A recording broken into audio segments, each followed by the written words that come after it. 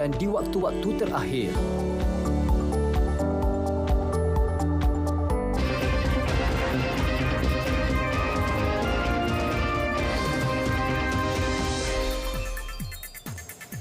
Assalamualaikum dan salam Malaysia Madani. Anda bersama saya Nur Zamri dalam berita semasa edisi Jumaat. Kita mulakan dengan perkembangan ini. Tiada kompaun dikeluarkan membabitkan pelaksanaan skim harga maksimum musim perayaan Deepavali 2023 setakat ini.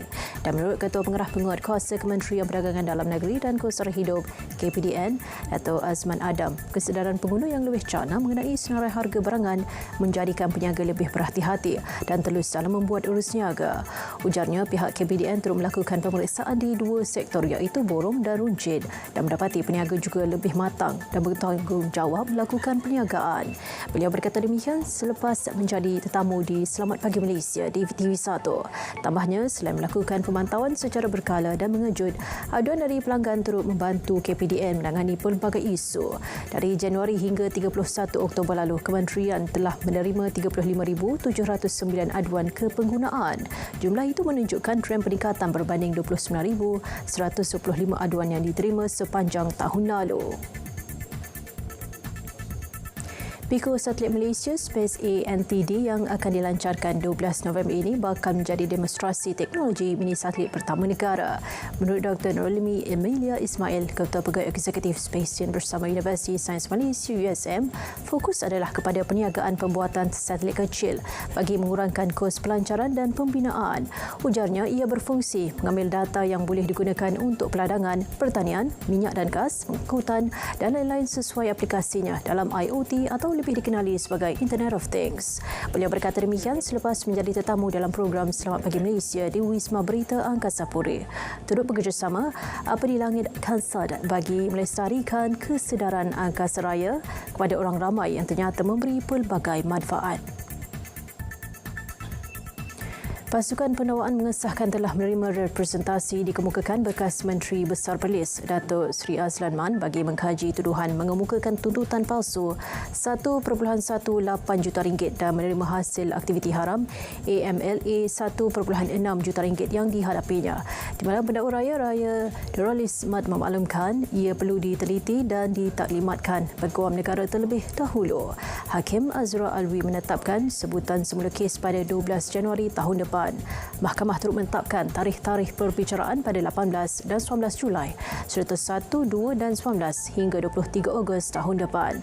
20 saksi akan dipanggil. 10 April lalu, Azlan mengaku tidak bersalah di Mahkamah Seksyen Kanga bagi 5 pertuduhan dan 12 April pula bekas Menteri Besar Perlis itu tidak mengaku bersalah di Mahkamah Seksyen Kuala Lumpur atas 5 tuduhan menerima wang hasil aktiviti haram sebanyak 1.6 juta ringgit.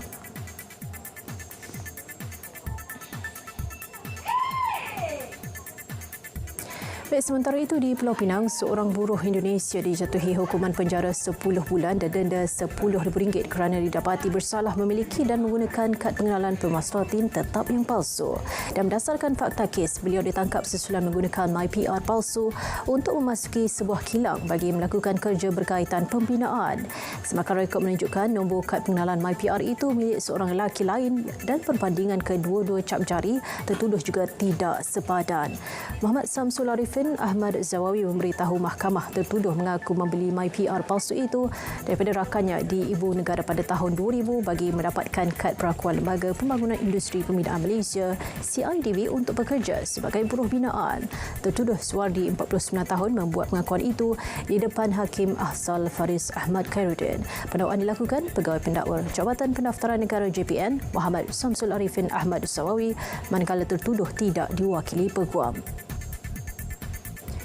Jawatankuasa Perhimpunan Agung Pertubuhan Bangsa-Bangsa Bersatu mengenai persoalan ekonomi dan kewangan mengundi menyokong resolusi mengesahkan kedaulatan rakyat Palestin ke atas sumber asli mereka. Resolusi itu mengesahkan kedaulatan rakyat Palestin di wilayah Palestin yang diduduki termasuk Baitul Maqdis Timur dan kedaulatan penduduk Arab di Golan Syria. Resolusi itu juga menyeru Israel untuk menghentikan eksploitasi, kerosakan, punca kerugian atau kekurangan dan mengancam sumber asli di wilayah terbabit. Sekian berita semasa dari sungai hingga segara Palestin pasti merdeka. Malaysia Madani tekad perpaduan paduki harapan. Assalamualaikum.